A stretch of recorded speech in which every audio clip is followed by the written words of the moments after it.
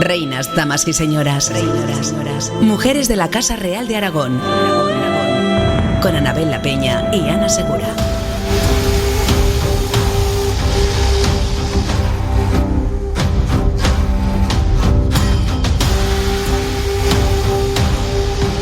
Después de 15 capítulos en los que hemos intentado reconstruir la historia de un grupo de mujeres que fueron reinas, damas y señoras en la Casa Real de Aragón durante los reinados de Pedro III, Alfonso III, Jaime II y Alfonso IV de Aragón, llegamos al final de esta segunda temporada de Reinas, Damas y Señoras, mujeres en las sombras de la Casa Real de Aragón.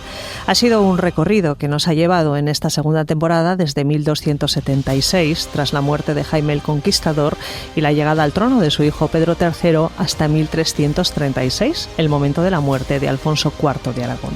En este último capítulo queremos dedicarlo a unas mujeres que todavía son más desconocidas, las que vivieron alrededor de aquellas que de una manera u otra sí han pasado a los libros de historia y que fueron cruciales para precisamente que éstas pudieran llevar a cabo su labor fundamental, tener hijos. Así que en este último capítulo está dedicado a esas mujeres más que nunca anónimas y cruciales en nuestra historia. Anabel La Peña, bienvenida. Muy bien, muy buenos días a todos. Último capítulo ya. Sí, parece mentira, ¿eh? ¿Da un poquito de pena? Sí, da pena, da pena. Bueno, para aquellos que nos pregunten, ¿y por qué no seguís? Bueno, pues porque la investigación histórica que hay detrás de estos capítulos es importante y requiere, Anabel, muchísimo tiempo. Sí, hay días que te pones a trabajar toda la tarde y has encontrado 5 líneas o un texto adecuado y entonces cuesta tiempo, la verdad. Cuesta tiempo. Bueno, pues sean bienvenidos a este último capítulo de la temporada.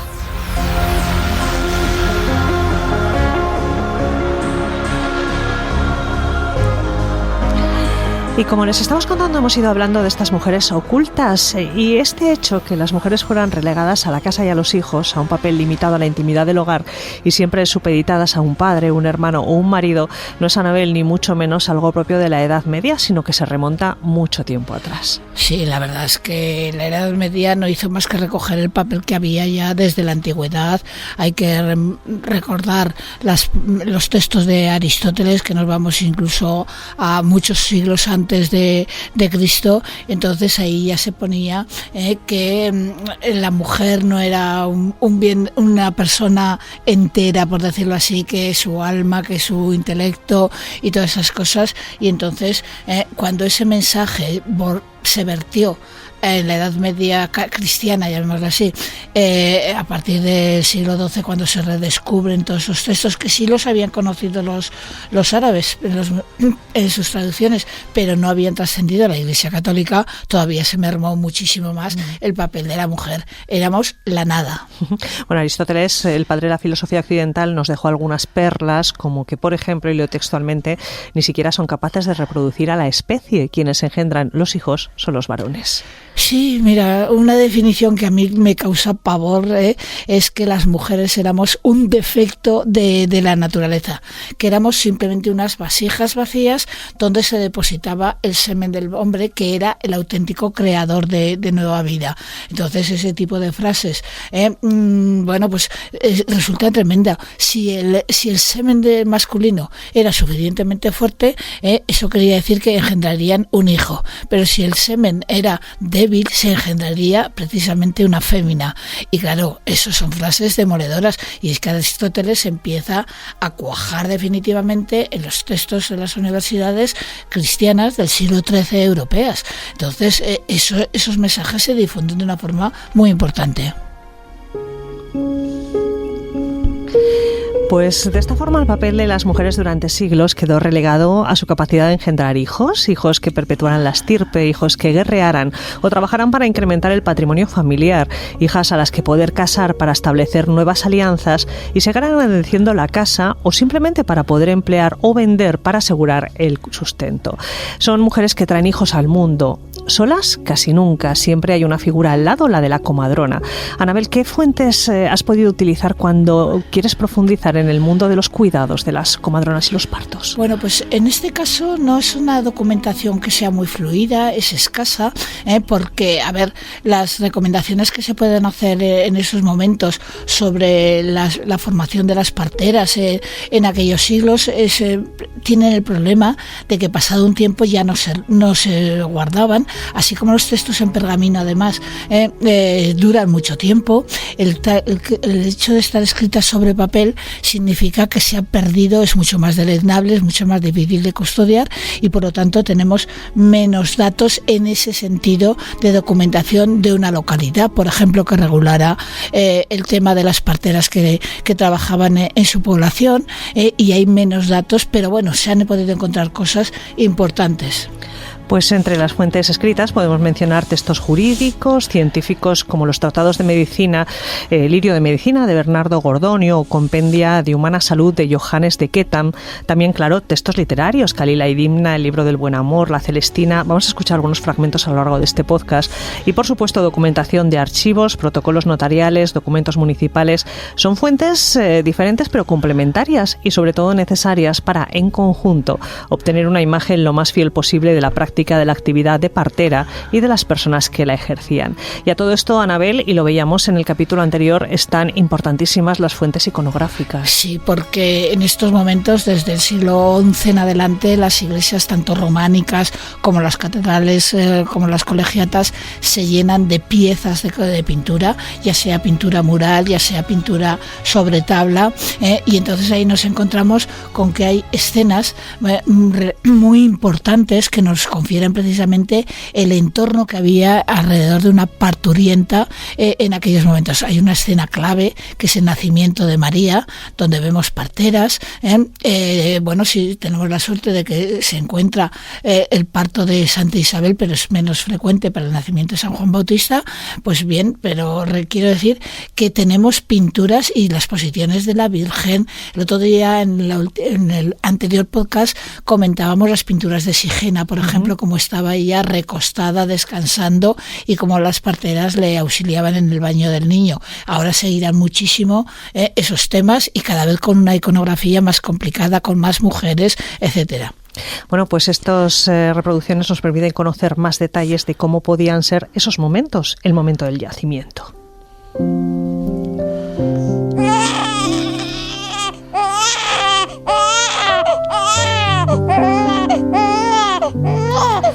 Porque vamos a por ellas, Anabel, comadronas y parteras. ¿Cuáles eran las funciones fundamentales de una partera en la Edad Media? Pues mira, cubría todo el embarazo, el posparto, es decir, el cuidado, las primeras atenciones del niño, asistían previamente a las mujeres embarazadas y le recomendaban determinadas posturas, paseos, etcétera.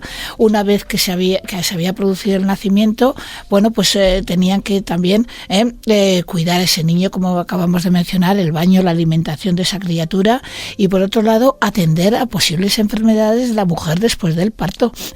Entonces también en otras ocasiones, no pensemos que siempre era para dar vida, a veces era con medidas de anticoncepción, es decir, previamente a verse, bueno, en el momento que se quedan embarazadas, no todas las mujeres quisieron ese niño por sus circunstancias, y entonces también tenían preparación para ese tema, para abortos que podríamos llamar naturales o abortos provocados en aquellos momentos. Bueno, pues hay un médico occitano, profesor de medicina de la Universidad de Montpellier, Bernardo de Gordonio, que escribió en torno a 1285 su obra principal, Lilium Medicinae, en la que, entre otras cosas, habla del descendimiento de la matriz y recomienda para su cura lo siguiente. Al principio provoquen su vómito y tenga dieta caliente y seca. Después unte la partera su mano con aceite de almáciga y si la matriz aparece por fuera, póngala en su lugar.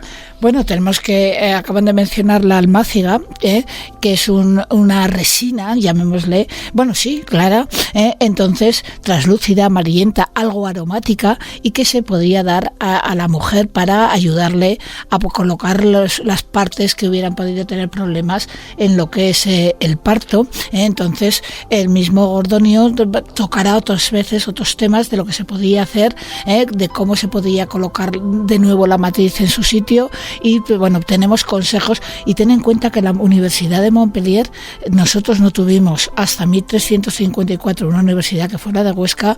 La Universidad de Montpellier era la más cercana porque en esos momentos además pertenecía a las tierras de Aragón desde Jaime I. Entonces es una fuente importante. Oye, pues vamos a escuchar algo más de lo que Gordonio nos dejó escrito. De la dificultad del parto. Causas. El parto trabajoso y difícil puede deberse a causas externas o internas. Son externas el gran calor, la gran frialdad, que la partera no es experta, que hubo llaga en la parte externa de la boca de la matriz. Bueno, pues Bernardo de Gordonio cita a las parteras a lo largo de su trabajo varias veces, estamos hablando de en torno a 1285, pero Anabel, hay algo también muy interesante y es que las parteras, más allá del propio trabajo de atender a la mujer, también desempeñaban otras funciones. Sí, tenían un reconocimiento especial, sobre todo en las ciudades, donde eran mujeres bastante bien reconocidas en aquellos momentos, entonces podían testificar precisamente si el nacimiento de una criatura del útero de una mujer era realmente auténtico, porque podían colar un niño para poder heredar, para mantener su estatus de viuda, sobre todo cuando había dinero de herencia de por medio. Entonces nos encontramos con que las mujeres desarrollaron estas facetas y otras jurídicas que fueron realmente muy notables en las poblaciones que podemos citar, tipo Zaragoza o bueno, cualquiera, Barcelona, Huesca, Barbastro, etcétera. Esto lo hemos contado en otros capítulos del podcast al hablar precisamente de las reinas, lo importante que era que alguien certificara que ese nacimiento tenía lugar y cómo era. Esto tenía dos puntos de vista, porque a lo largo de la historia las parteras han tenido dos consideraciones. Por un lado eran mujeres honestas y sabidoras o sabias, como se les denomina, pero por otro lado también tenían esa otra faceta de brujas o hechiceras. Ay, sí. A ver, las poblaciones pequeñas, esas pequeñas aldeas, no tenían una mujer reconocida, se ayudaban entre ellas porque otras habían parido y tenían una cierta experiencia, pero la verdad es que no estaban muy puestas en las últimas técnicas a la hora del parto. Entonces, bueno, pues había una mezcla de lo que podríamos llamar la utilización de unas hierbas determinadas que no siempre eran efectivas. Entonces, para el pueblo más llano, en las aldeas rurales, intervenían estas mujeres. Las mujeres sabedoras, que me encanta esa palabra, desarrollaban más su trabajo en lo que eran las grandes poblaciones de la época. Tenemos que insistir en una cosa, y es que las mujeres no tenían formación universitaria, salvo alguna excepción muy concreta, y no lo tenían porque tenían prohibida la enseñanza. Las mujeres no entraron en la universidad hasta el siglo XIX y por lo tanto era la costumbre, era lo que se informaban entre las parteras más mayores, en fin, todo ese tipo de formación de casos prácticos, podríamos llamarle hoy en día. Oye, hemos hablado antes de iconografía medieval y evidentemente esta iconografía representa a las mujeres de las clases sociales más elevadas, pero ¿qué pasa con la asistencia a las mujeres desfavorecidas? ¿También las parteras estaban allí? Sí, absolutamente. Las parteras tienen que estar, porque dado que el hombre tiene vetado el acceso a las habitaciones de la mujer cuando está pariendo, eso significa, por lo tanto, que tenía que ser ayudada por mujeres con más experiencia que ellas. Otra cosa es que en una ciudad puede haber muchos más partos y, por lo tanto, tener más experiencia, y en las poblaciones pequeñas pues hay una o dos mujeres que acuden cuando alguien está embarazada. Entonces, no es la misma la atención en las grandes ciudades y sobre todo en las clases altas, donde se buscan las parteras más notables que hubiera en aquellos momentos en la población.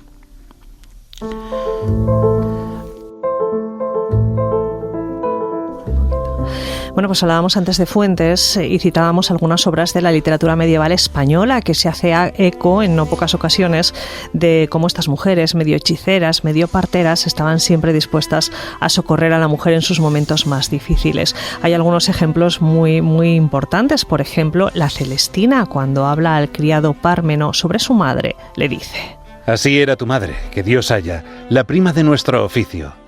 Y por tal era de todo el mundo conocida y querida, así de caballeros como de clérigos, casados, viejos, mozos y niños. Así rogaban a Dios por su vida como de sus mismos padres. Con todos tenía que hacer, con todos hablaba. Si salíamos por la calle, cuantos topábamos eran sus ahijados. Que fue su principal oficio partera 16 años.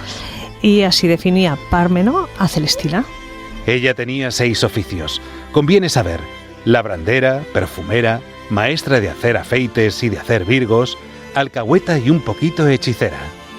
Hacíase física de niños, tomaba estambre de unas casas, dábalo a hilar en otras, por achaque de entrar en todas.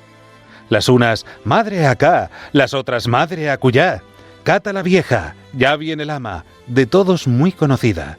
Y en su casa hacía perfumes, polvillos, azmilcles, mosquetes.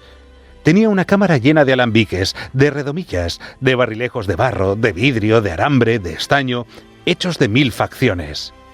Hacía Solimán afeite cocido y otras aguas de rostro. Adelgazaba los cueros con zumos de limones, con turbino, con tuétano de corzo y de garza y otras confecciones. Sacaba agua para oler. Hacía lejías para enrubiar. Los aceites que sacaba para el rostro no es cosa de creer. Tenía en un tabladillo, en una cajuela pintada, unas agujas delgadas de pellejeros e hilos de seda encerados y colgadas allí raíces de hojaplasma y fuste sanguino, cebolla albarrana y cepa caballo. Hacía con esto maravillas que cuando vino por aquí el embajador francés, 3 veces vendió por virgen una criada que tenía. Bueno, pues es un fragmento de la Celestina, pero hay otra de las grandes obras de la literatura medieval castellana, el libro del Buen Amor, que recomienda que se contraten los servicios de una vieja trotaconventos, palabra que era sinónimo de alcahueta o celestina, y que fuera diestra también en muchas ocupaciones. Toma vieja que tenga oficio de herbolera, que va de casa en casa sirviendo de partera, con polvos, con afeites y con su alcoholera. Mal de ojo hará la moza, causará ceguera. Y aquí se mezcla un poco todo, ¿no, Anabel? El mal de ojo, la brujería, las hierbas, es una figura como un poco... Es más siniestra, sí. Así como de las parteras de ciudad, sobre todo si tienen buena fama, se hacen elogios. Estas mujeres, eso pues te recomponían virgos, y vendían esas mujeres como si hubieran sido sin haber tenido relación carnal, o por ejemplo, pues es que vivían también de la mezcla de aceites, de la mezcla de hierbas, etcétera, etcétera, porque claro, en una población pequeña no puede haber partos todos los días, Entonces se ganaban la vida como trotaconventos, es decir, arreglaba filtros de amor, filtros de enganche, hechicerías, etcétera, y entonces ese es el tipo de mujer, es la que se ofrece. Suele ser la representación una anciana que va de casa en casa ofreciendo sus servicios y que a partir de allí, si la quieren contratar, pues un poco por lo que le den para poder comer y mantenerse, y si irá sino al pueblo o a la aldea de al lado, ese es el tipo de mujer que nos vamos a encontrar en los pueblos.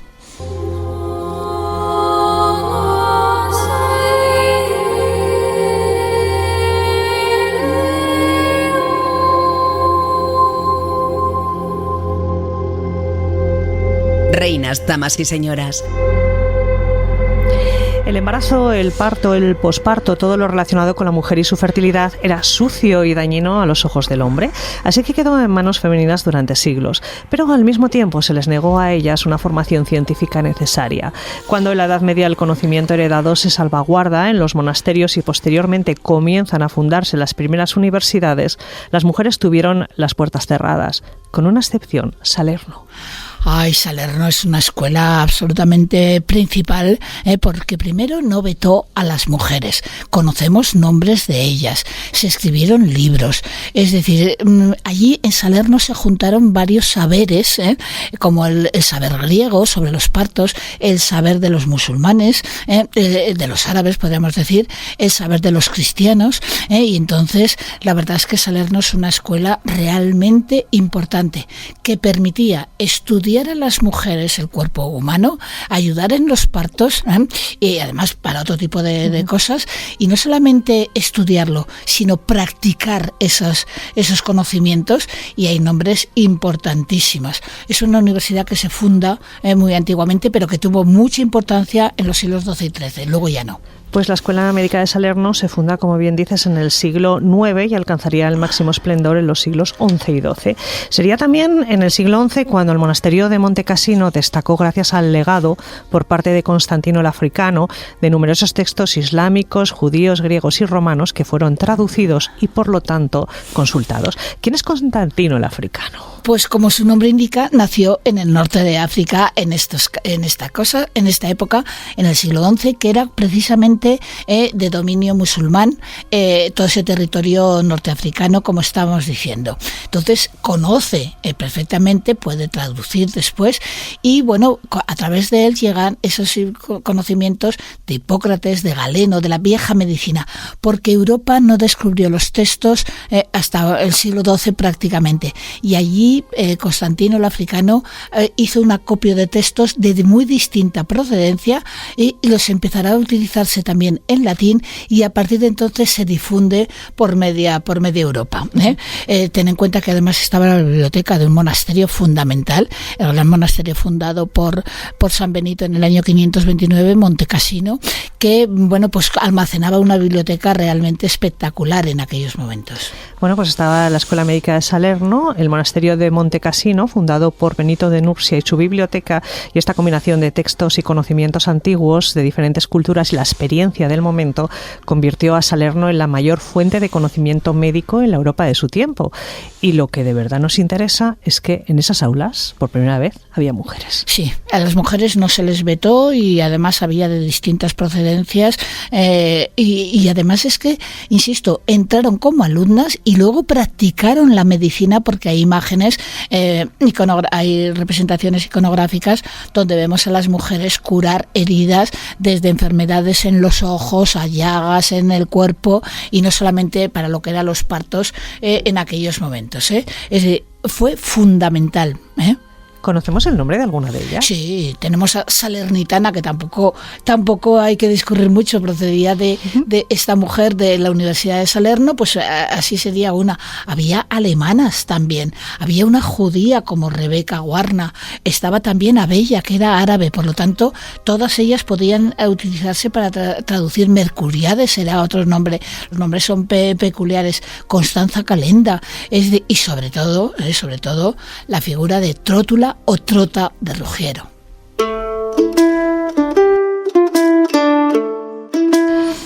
Pues esta mujer, Trótula de Ruggiero, va a ser un nombre clave en nuestra historia. Ella defendió la importancia de la higiene, la utilización de hierbas medicinales y se atrevió incluso a apuntar que la infertilidad no solo era un problema de la mujer, sino que el origen podía estar casi nada en el hombre. Textualmente, ella dejó escrito lo siguiente: es igualmente frecuente que la concepción se vea impedida, tanto por un defecto del hombre como de la mujer. Bueno, casi nada, ¿no?, en la época. Pues sí, decirle que el varón también podría tener deficiencias en su cuerpo como para no poder engendrar, es que hasta ahora siempre nos lo habían atribuido a las mujeres, Entonces era una obra realmente arriesgada, la que se publica. Se le adjudica, mejor dicho, por una cosa, porque no tenemos al 100% la seguridad que fue ella, pero la cantidad de manuscritos que la mencionan en los siglos posteriores, si es que se han conservado cientos de libros de Trótula atribuidos a ella. Entonces, bueno, pues se cuidó de todo, desde la higiene, algo que cuando vemos la Edad Media, mujeres asquerosamente sucias, vestimentas espantosas, etcétera, ella hablaba de higiene de las mujeres, hablaba del ornato de las mujeres, de cómo se debían acicalar o poner perfumes, y desde luego cómo podían pues parir en mejores condiciones.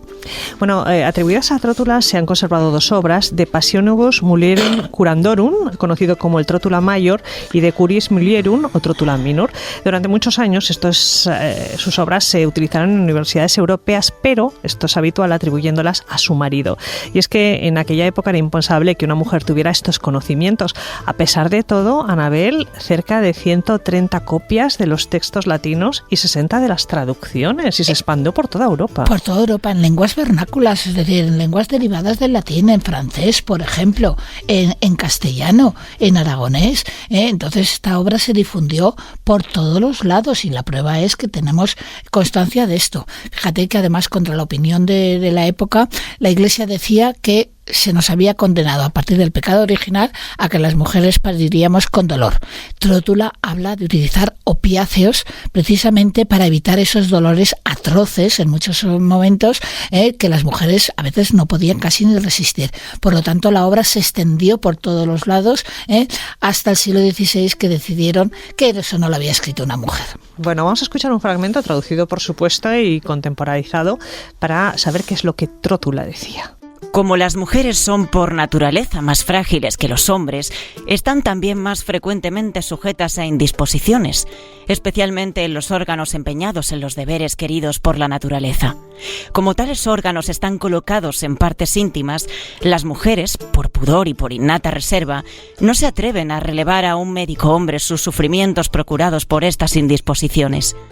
Así, la compasión por esta desgracia suya y, sobre todo, la petición de una notable dama me han inducido a examinar de modo más profundo las indisposiciones que afectan más frecuentemente al sexo femenino.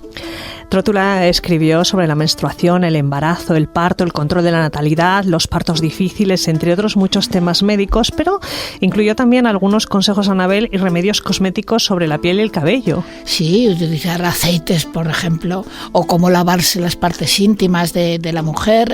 Entonces, ten en cuenta que en aquellos momentos era muy frecuente que las parteras de pueblo en pueblo utilizaran temas de astrología, iban a hacer así y será asá, o de pactos con el diablo, o todo ese tipo de cosas, y entonces Trótula retiró esa posibilidad. Es decir, para ella la mujer tenía que ser atendida por mujeres porque le daba más pudor mostrar sus partes íntimas, y por lo tanto, pero sin recurrir a esos remedios de magia, de plegarias especiales, de conjurar a los demonios, etcétera, etcétera. Entonces va a ser lo principal en estos momentos. Pues médicos, cirujanos, monjes, filósofos consultaron y copiaron y compraron también copias de sus escritos, pero no todos admitieron sus propuestas ni mucho menos su autoría.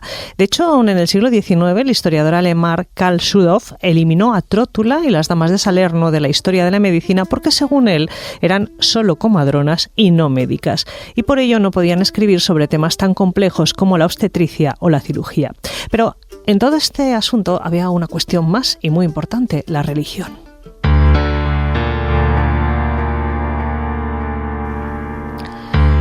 Porque las recetas preparadas por mujeres, sobre todo cuando funcionaban, fueron consideradas obras del mismo diablo y por lo tanto ellas brujas. Anabel, ¿cuál es el origen de esta imagen? La bruja. La bruja que vuela sobre escobas y demás. A ver, la primera mención que yo he encontrado sobre brujería en Aragón es de 1396. Entonces, a partir de entonces se difunden esas brujas voladoras en escobas o sobre un palo. La primera representación que tenemos no es aragonesa, se escribió en un libro francés, es de 1451 y ya se fijó la imagen de esas mujeres volanderas que sabían preparar esas hierbas y que hacían cocimientos y demás. Entonces, ten en cuenta una cosa: ¿por qué la escoba? Pues por una razón, parte de los líquidos y de los elementos, ungüentos que preparaban eran venenosos y podían traspasar la piel, entonces se removían con el palo de una escoba o se aplicaban en el cuerpo de la mujer sobre ese tipo de palos. Entonces, en el libro que te acabo de mencionar, que se conserva en París, aparece una mujer sobre una escoba y además aparece otra con un palo. Era por la aplicación de esos mejunjes que se preparaban de medicina en aquellos momentos. Ten en cuenta que se utilizaba la belladona, por ejemplo, la mandrágora, que eran, bueno, pues había posibilidades de infectarse, por llamarlo de alguna manera, para esas mujeres. Por lo tanto, las brujas preparan sortilegios, vuelan, y en la arquitectura ha quedado perfectamente plasmado lo que estamos diciendo. Vayámonos a cualquier pueblo del Alto Aragón y veamos los espantabrujas, siempre coronan la chimenea. Y se siguen poniendo. Se siguen poniendo. Bueno, que las mujeres tuvieran el don de sanar por encima de los hombres era evidentemente una amenaza. En 1487 se publicó un texto, El martillo de las brujas, en el que se sostenía que las mujeres capaces de sanar debían ser quemadas en la hoguera. A partir del siglo siglo XV se desataron las grandes persecuciones que mandaron a la hoguera a miles de mujeres en toda Europa acusadas de brujas. Sí, la verdad es que lo escribieron 2 dominicos del siglo XV, y nos vamos a encontrar con que se publica a finales del siglo XV y en 1487, y eso desata la caza de brujas en toda Europa. Es decir, da igual que sea Inglaterra, Alemania, los siglos finales del siglo XV hasta el siglo XVII es un periodo que mueren mujeres en la hoguera, justiciadas, en fin, se les ve mal, se les considera capaces de dañar el cuerpo de la paciente, y entonces tuvo un impacto tremendo a lo largo del tiempo, y empiezan a difundirse esa imagen de mujeres brujas a las que había que quemar, y Europa padeció una auténtica oleada de quema de brujas. Durante casi 200 años. Sí. Así es, efectivamente, durante casi 200 años este libro machacó absolutamente, precisamente esto que estamos diciendo, esa imagen de la mujer que sabe envenenar, por llamarlo de alguna manera, a las buenas mujeres que van a realizar su parto y demás.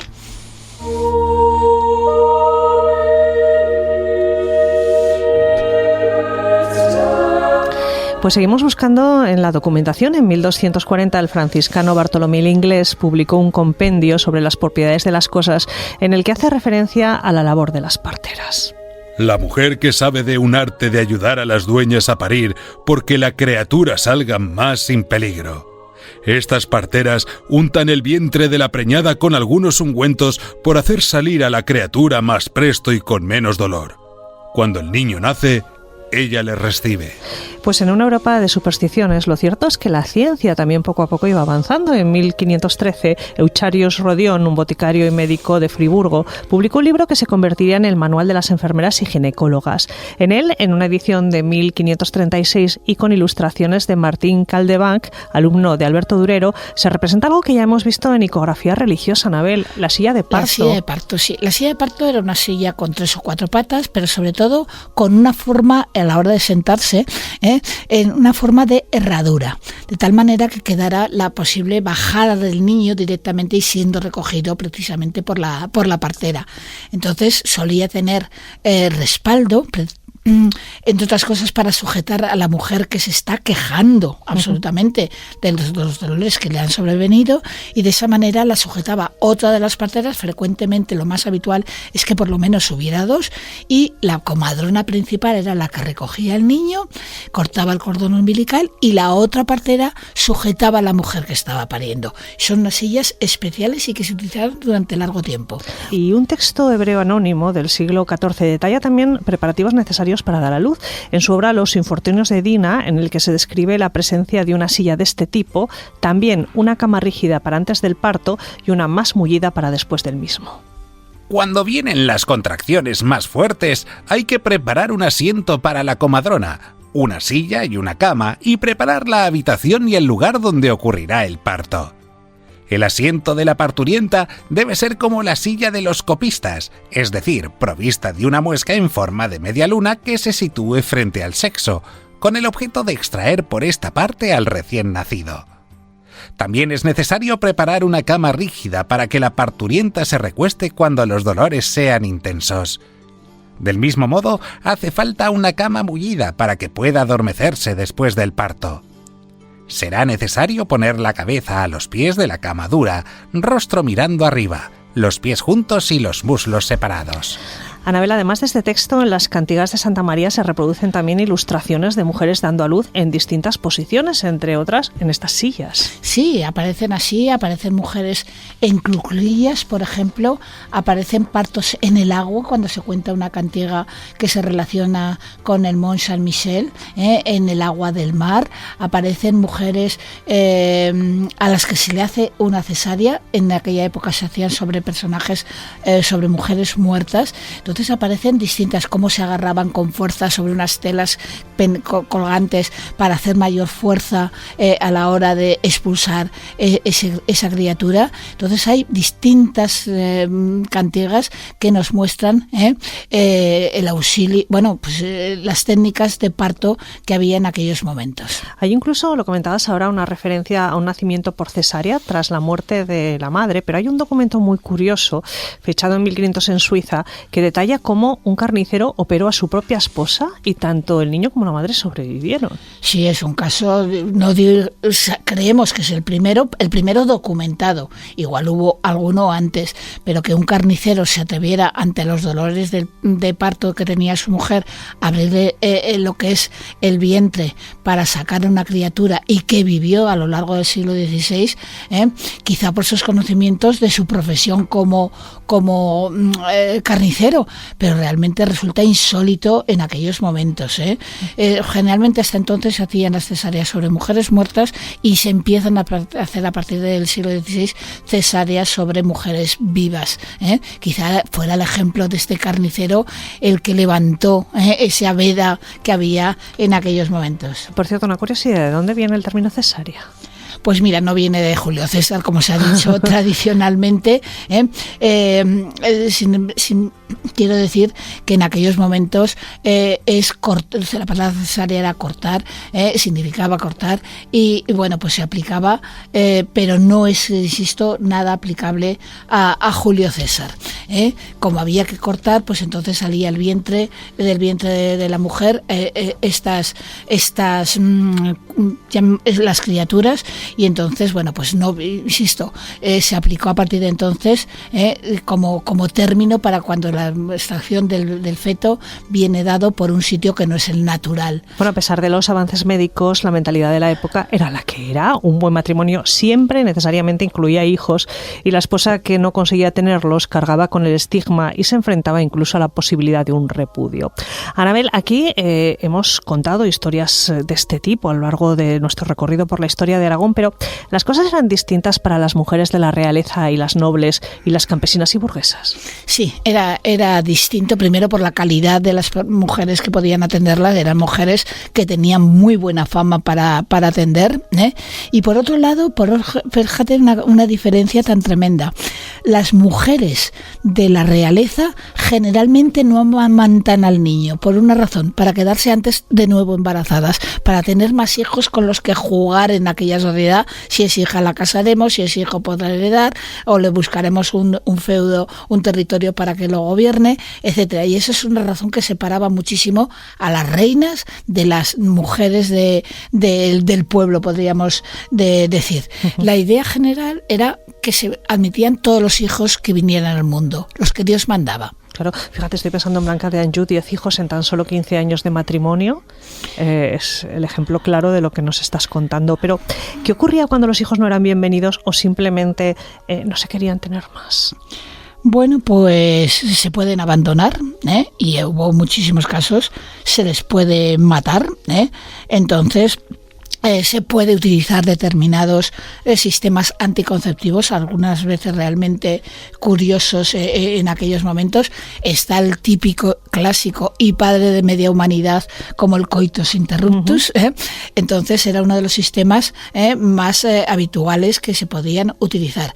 Entonces se podían ingerir hierbas, y eso lo hemos visto hasta tiempos muy muy recientes. Se les hacía beber determinados brebajes, se estimulaba con hongos tóxicos la menstruación de la mujer para que perdiera ese feto que acababa de ser concebido. Todo ese tipo de medidas se utilizaron cuando un niño no era bienvenido. Bueno, pues Alfonso X el Sabio en sus partidas asigna la pena capital a aquellas mujeres que hubieran utilizado pócimas o hierbas, o que incluso hubieran utilizado otras formas bastante más salvajes, Anabel, como golpearse el vientre para poner fin a la gestación. ¿Tú te imaginas qué sistema para no tener descendencia? Claro, terrible. Horrible, en fin, quiero decir que era bestial absolutamente, pero claro, las mujeres de clases mucho menos, de mucho menos poder adquisitivo, o de casi nulo poder adquisitivo, eran mujeres que no podían estar alimentando muchas más bocas. Entonces se tuvo que llegar a unos extremos realmente importantísimos. durísimos, realmente tuvo que ser muy duro la situación de una familia que no le llega económicamente. Y siempre con el miedo encima, ¿eh? Sí, siempre con el miedo encima.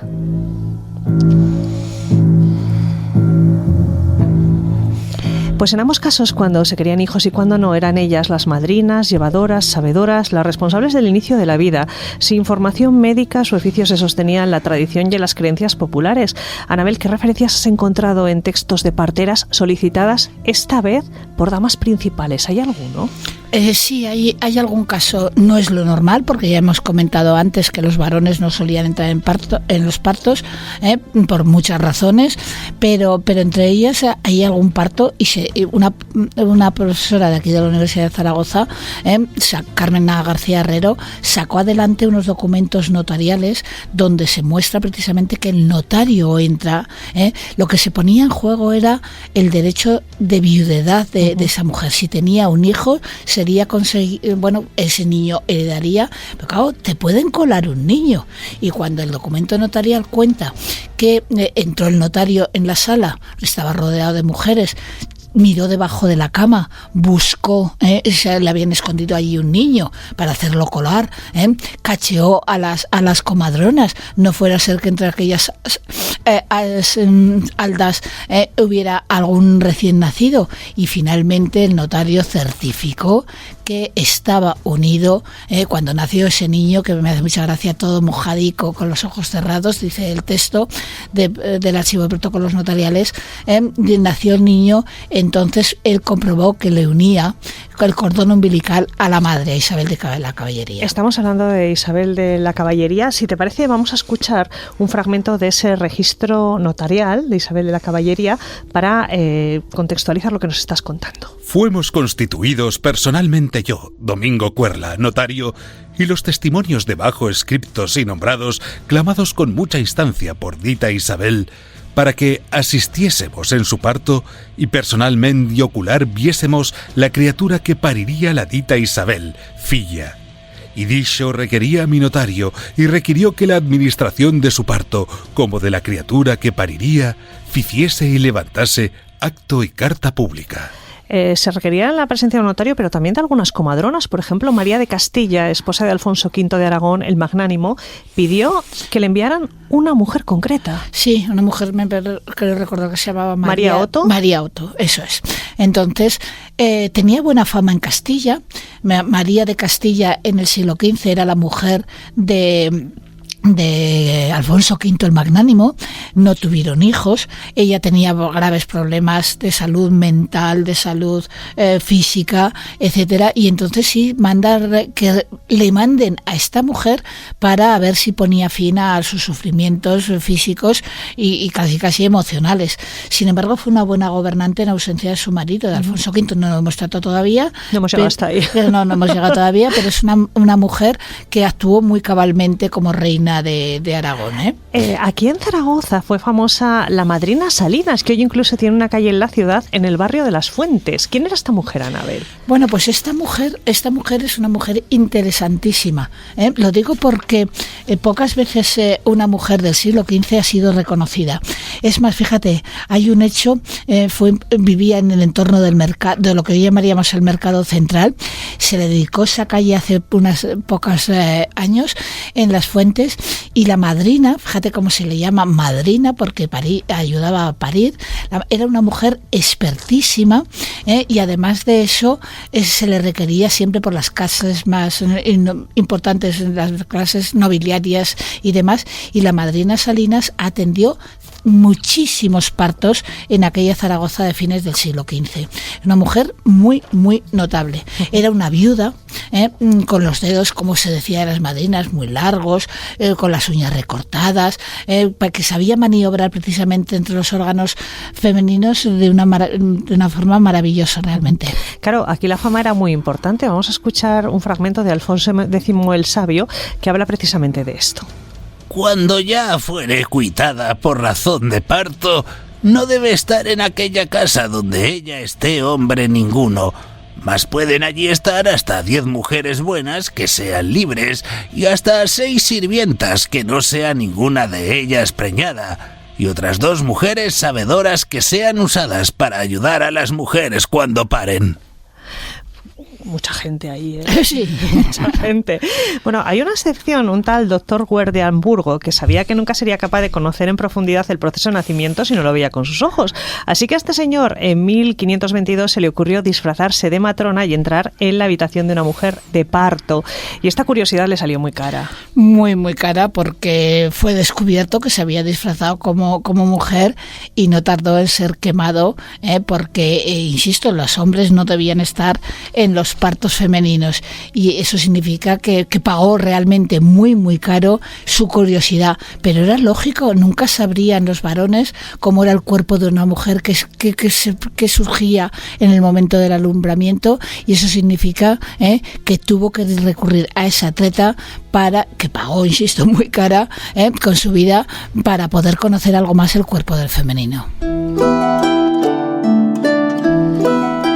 Las matronas no solo asistían al parto, conocían remedios para enfermedades femeninas, estaban capacitadas para calcular los tiempos de un embarazo e incluso sabían fórmulas para intentar saber el sexo del que vendría, algo fundamental en una sociedad en la que el hijo varón era muy apreciado. Bueno, esto todavía se sigue haciendo, sí, ¿no? Sí.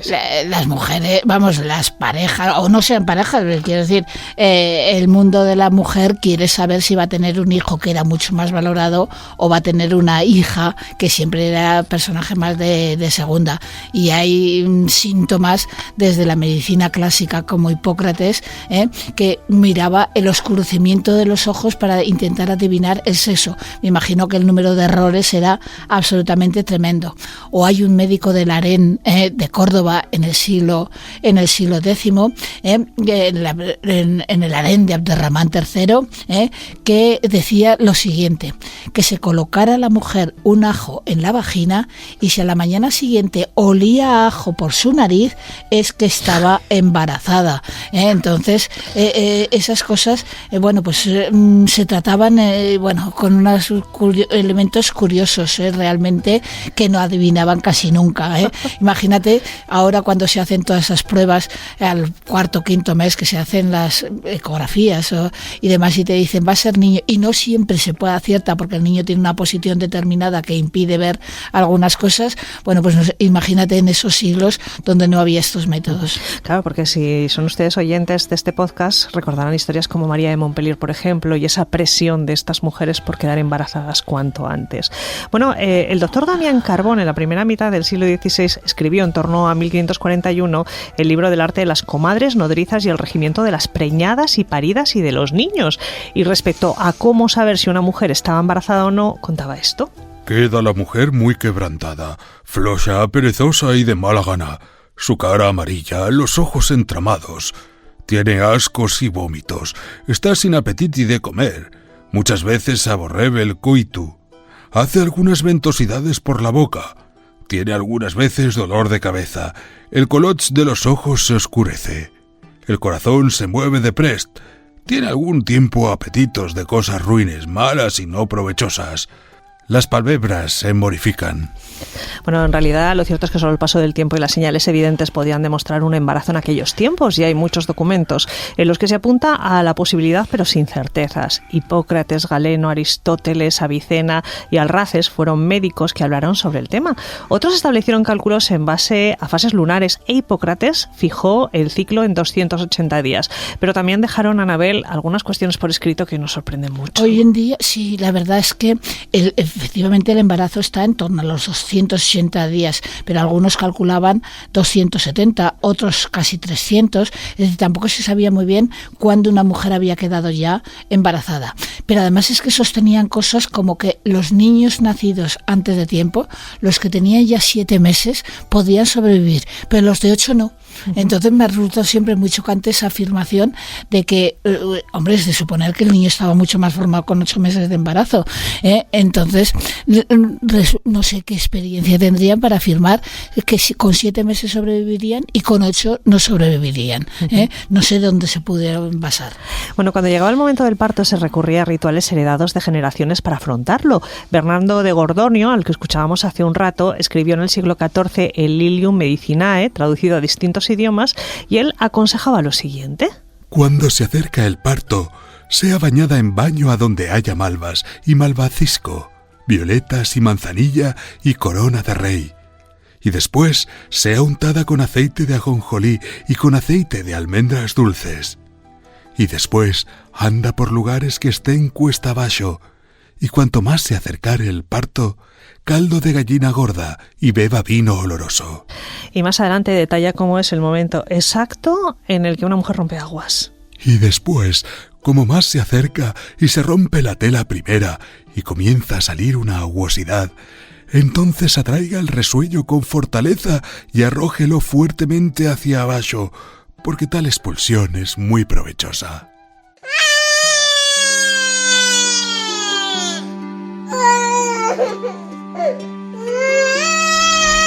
Y por fin el niño nacía, pero las labores de las parteras continuaban tras el alumbramiento. Ellas eran las encargadas de atender al recién nacido, pero también a la madre. Los retablos góticos, Anabel, nos dan mucha información sobre algunas costumbres de la época. Sí, porque hay muchas imágenes de la Virgen, por ejemplo, o el niño recién nacido. Recién nacido no, porque se le representaba siempre como un personaje más adulto, ya que la niñez más temprana no era bien valorada. Se aparecen con amuletos, frecuentemente amuletos de coral, la sangre roja, el coral rojo, y en los retablos o se les pone al niño o a veces se le pone a la madre. Y Blanca de Anjou, esa mujer que se murió minada de tantos hijos en tan poco tiempo. Entonces nos encontramos con que cuando apareció su cuerpo y ha sido estudiado, apareció un amuleto precisamente de coral. Pues la mezcla de magia y religiosidad aparece continuamente en la época. Arisip Adid, médico de origen cordobés, dejó escrito en el siglo X. Cuando nace el niño, sube la sangre de la madre que le había alimentado. Se juntan en ella los humores y aumenta en ella el calor del corazón por su proximidad y lo convierte en leche por decreto de Dios. Yo tengo una curiosidad, Anabel. ¿Cuándo comienzan a aparecer estas vírgenes embarazadas? Pues empiezan a aparecer sobre todo a partir de lo que podríamos decir el gótico, de finales del siglo XIII en adelante. Y será una imagen que tiene verdadera... se desplegó por toda Europa, y nos encontraremos con que aparece con un vientre abultado la mujer, la Virgen. Se les llama las vírgenes de la o las vírgenes de la esperanza frecuentemente, y es esa mujer que está todavía no está de parto, simplemente que está con un embarazo realmente muy muy marcada. Uh-huh. Hay menos dando de mamar, ¿verdad? Hay menos, sí. A la Iglesia no le gustó nada la imagen de la Virgen dando de mamar, porque se mostraba el seno de una mujer precisamente con todo realismo. Entonces la Iglesia no siempre vio que mostrar un pecho femenino fuera conveniente. El otro lo oculta, con el otro da de mamar, pero no les maravillaba esa imagen por el morbo que podría generar la imagen de una Virgen precisamente dando de mamar a Cristo.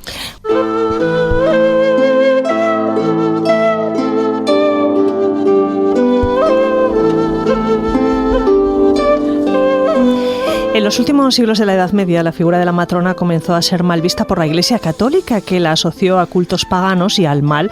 La Inquisición comenzó a perseguirlas, acusadas de cometer crímenes, de asociarse con el demonio y, por supuesto, de ser brujas y hechiceras. Anabel, llegamos ya a los últimos minutos. Una última curiosidad. ¿Hay alguna representación que sea especialmente distinta de la Virgen embarazada? Sí, yo conozco dos, probablemente haya bastantes más, porque fue una moda que nació en Francia y en Alemania, pero si nos acercáramos, por ejemplo, a la localidad cercana a Jaca de Santa Cruz de las Heros, allí tenéis, ahí están, en la escena de la Virgen visitando a su prima Santa Isabel, las dos mujeres, según la Biblia, están embarazadas, y la Virgen muestra a su niño, o sea, el pintor puso a su niño de pie, el niño Jesús, mientras que el niño de Isabel, que es San Juan Bautista, aparece arrodillado arrodillado desde el vientre. Es una ecografía de la época muy muy curiosa. No es única, te digo que en el Museo Thyssen hay otra representación exactamente igual, pues de principios de lo que es el siglo XVI. Es decir, intentaron reflejar en la postura de los niños, versión eclesiástica de cuando la Virgen se acerca a visitar a su prima Santa Isabel y las dos mujeres están embarazadas.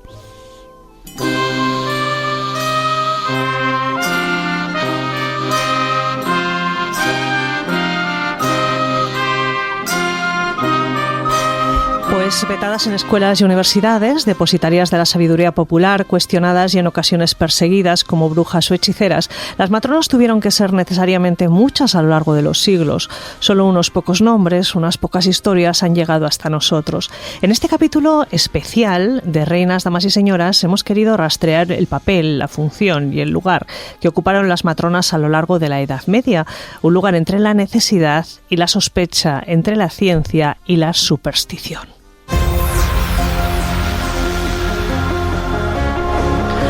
Hay, por supuesto, más historias que queremos contarles en Reinas, Damas y Señoras, pero será más adelante.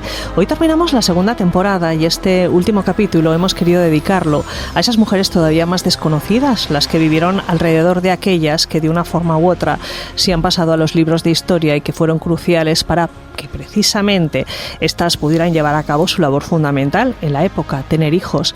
Anabel, ha sido un placer compartir contigo y con nuestros oyentes y lectores este tiempo. Muchísimas gracias, pero para mí ha sido el placer compartirlo también contigo y con los posibles oyentes que tengamos en estos podcasts. Gracias a nuestros compañeros Rafa Moyano y Sara Lambán por sus voces y por supuesto a Nacho Crespo, Óscar Tomás y Javier Romaldo por la realización técnica de estos podcasts de Aragón Radio.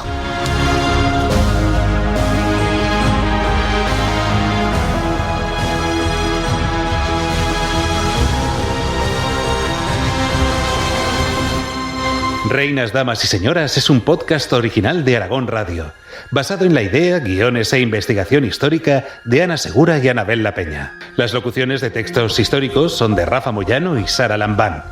La realización técnica de Óscar Tomás, Javier Romaldo y Nacho Crespo.